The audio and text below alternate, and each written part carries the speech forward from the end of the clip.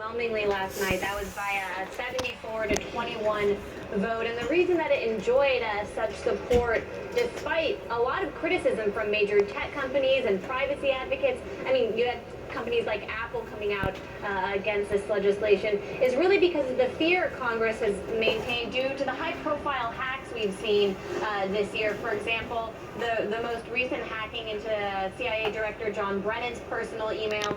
So the Congress and the House have really had cybersecurity on their agenda, and they say that the time to pass a bill is now. The question is whether or not CISA is going to be the most effective, because really, Amira, the language in CISA is so incredibly broad, and that was a problem that many senators tried to address in amendments that they put forward.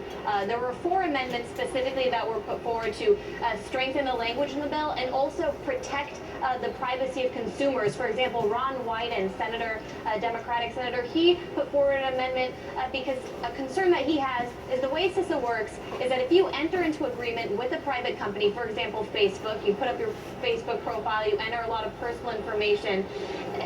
Facebook agrees when you sign up to keep that information private. However, CISA encourages them to share that information with the government, about a dozen federal agencies like the FBI and the NSA.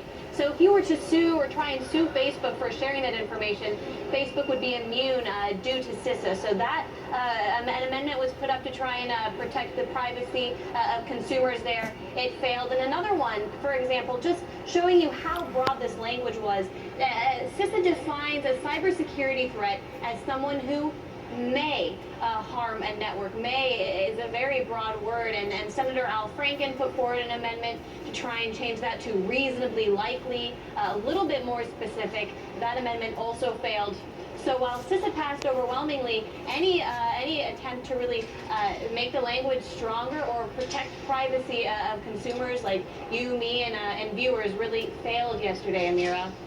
Indeed, a lot of vague language there, which is, I think, which is most upsetting to people who have critiqued it. And as far as I understand, I should mention, it's moving on to the House, where it's expected to meet less resistance than it even did in the Senate. So we'll have to stay tuned and see what happened there.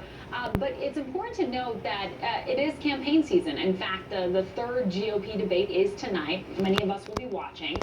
Several of the presidential candidates are senators. They are serving in the Senate. And so my question is, how did they vote on this bill?